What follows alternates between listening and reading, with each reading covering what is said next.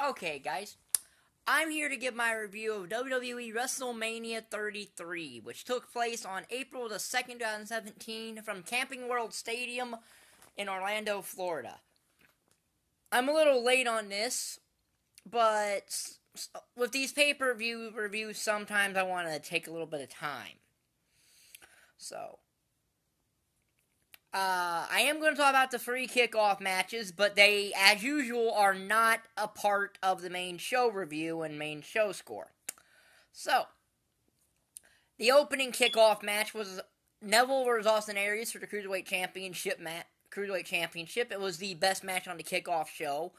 Aries locks Neville in the last chancery, but Neville rakes Aries' eye and then hits the red arrow for the win. So, Neville retains. Him and Aries now have a rematch at Payback for the Cruiserweight Championship, which on the main show card should probably be the best match of that show. Just given the overall card layout of that. Our second match on the kickoff show was the Andre the Giant Memorial Battle Royal, which everyone thought Braun Strowman was going to win, but he was eliminated quickly, and Mojo Rawley wins with the help of Rob Gronkowski of the New England Patriots. Not much to say there, really. The third match on the kickoff show was the IC Championship match. This got relegated to the kickoff show because apparently there was the backlash of the SmackDown Women's Championship match being on the kickoff show. Personally, if a 5-hour show, you could have probably afforded to put the IC title on the main show too, but I guess Pitbull needed, 20-30 minutes for a meaningless performance. But, the IC title match was lackluster. The street fight that Corbin and Ambrose had, actually, 2 days later, was actually better. Should have been for the IC title, though, but, nah. Ambrose won, simple as that. So then we move on to the main show, which kicked off with Shane McMahon versus AJ Styles. The match that no one was, ready to accept and thought AJ was beneath. But honestly, AJ and Shane put on the match of the night.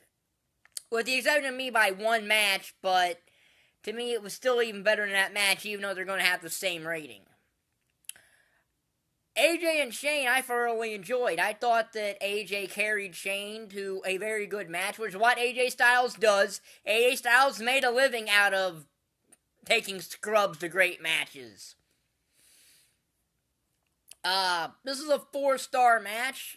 Props to Shane for taking a Styles clash. He countered the Springboard 450 into the Hell's Gate. He missed his elbow and then AJ hit the phenomenal forearm and that won the match. But this was a great match. 4-star match. Thoroughly enjoyed it. So then we get the WWE United States Championship match. Chris Jericho versus his former best friend Kevin Owens. In another good match. Not as good as Shane AJ Styles, but another good match. I like the pop-up powerbomb that Jericho countered to the Codebreaker. And then Kevin Owens broke that pin by putting his fingertip on the ropes. That was a great spot. I really like that spot. Finish, of course, Owens did his apron powerbomb to Jericho and rolled him in. Because, the apron is the hardest part of the ring. And Jericho won the match. And Owens wins the match in the U.S. title. They have a rematch at Payback, a Raw pay-per-view that is going to have now a SmackDown title defended on it due to the Superstar shakeup. But I'll get more into that probably Friday when I get my Payback predictions. But an okay match, 3.5 stars. So then we get the Fatal 4-Way Elimination match for the Raw Women's Championship. Bayley versus Charlotte Flair versus Sasha Banks versus Nia Jax. This wasn't a bad match, but it wasn't a good match. Both women's matches on here weren't as good as they could have been. Because even SmackDown's could have been something, but sadly it didn't have any time due to the Pitbull performance and other situations. But for what it was, an okay match, Nia Jax looked dominant. It took Charlotte, Bayley, and Sasha to eliminate her. And then Charlotte eliminates Sasha. And then Bayley wins with a top rope elbow.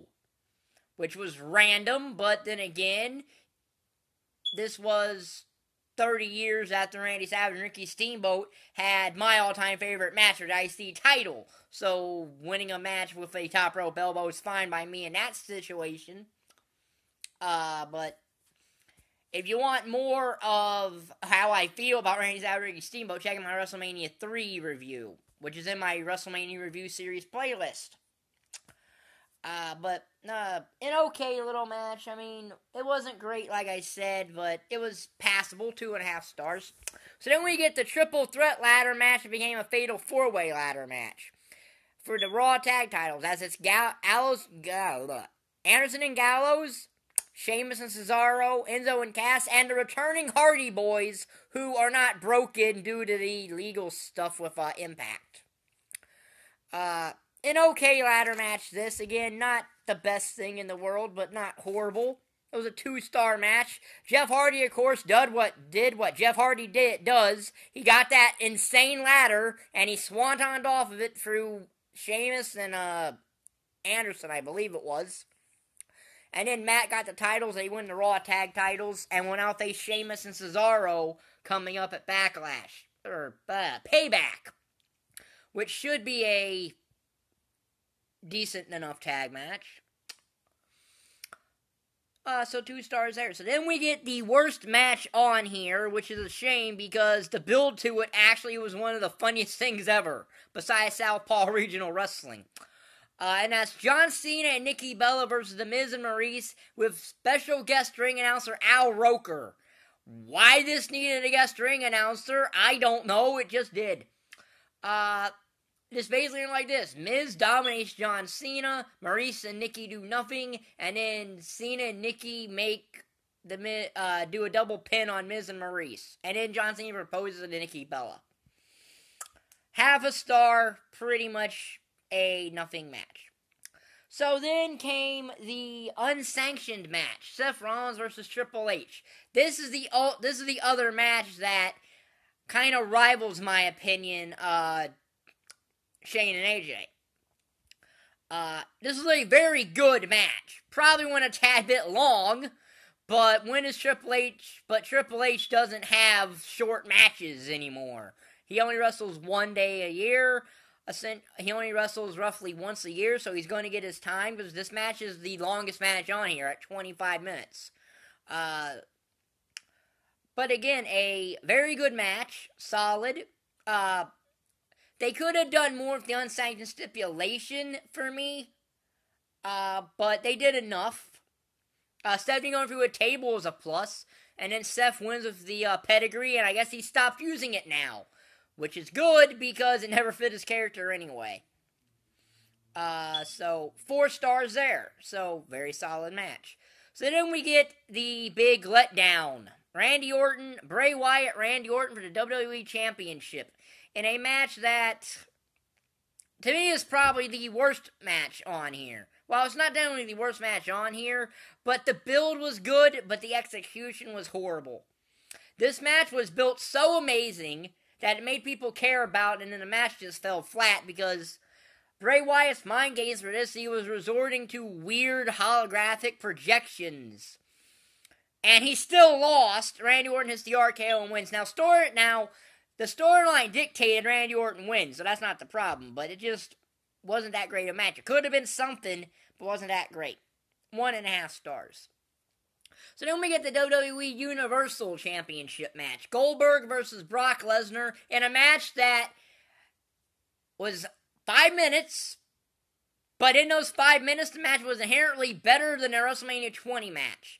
This is a 1-star match because of 2 things. I give 0.5 star for Brock Lesnar doing a leapfrog and 0.5 star for the spear for the barricade. Those are actually 2 very good spots, and I'm going to give them 0.5 star each, so 1 star for the match. Lesnar wins as expected, becomes the Universal Champion, and I guess we've seen the last of Goldberg. So then it's the 6-pack challenge for the SmackDown Women's Championship match. For the SmackDown Women's Championship. Alexa Bliss defending against Mickie James, Becky Lynch, Carmella, Natalya, and Naomi. This could add more time. This was an okay match for what it was, but it just seemed rushed because there was you know, the Pitbull concert and everything took time away from this match, so they only had 5 minutes to do everything. But for what it was, okay. You know, 1.5 stars. Could have been a very good match if given more time, though, because you had 5 really solid workers in Bliss, Mickey, Natalya, Naomi, and Becky, and then you had Carmella, who hasn't come into her own role yet. There wasn't anything with Becky and James Ellsworth, but 1.5 stars. So then we get Roman Reigns versus The Undertaker in a random no disqualification match. This match wasn't the greatest. I don't think it was bad, but if this was Taker's last match, like many people assume it was, this isn't the match to go out on. Just because of the fact it was a 2.5 star match, but you know, Reigns can only give good matches if you put him against the guy who can carry him, and Taker isn't at that point anymore. Reigns, it did take 3 spears to beat Taker, so it's not like he beat him with 1. It took 3. And then Taker, of course, leaves his hat, his gloves, and his coat in the ring. And presumably, I'm guessing we've seen the end of The Undertaker.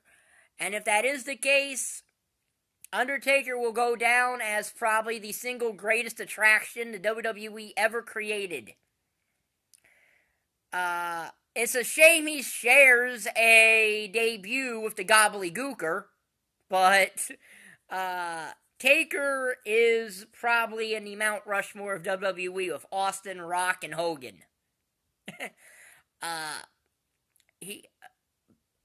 don't know the WWE without The Undertaker, so if Taker is retired, it's going to be weird for me not having Taker around at all. Because I don't know the WWE without The Undertaker. The Undertaker is my childhood, so yeah. Was Reigns the right guy to do it? I don't know. But, okay match. You know. And now Reigns starts his build to presumably Brock Lesnar next year, if they go through with what the rumor is. So, out of 50 total stars, this show gets a 23. So that actually does make it a C-, but barely. But because it presumably is Undertaker's last match, I'm going to bump the rating up to a B for historical value because of that fact. So, that's my WrestleMania 33 review. I will be up Friday probably with Payback predictions. And then, if Payback is a decent show, I'll actually review it. Because that's how I'm going to review these non-Big Four shows, as if they're remotely decent. Then I'll review them. So, if you like this video, like button down there, subscribe button down there, and thank you for watching. Bye.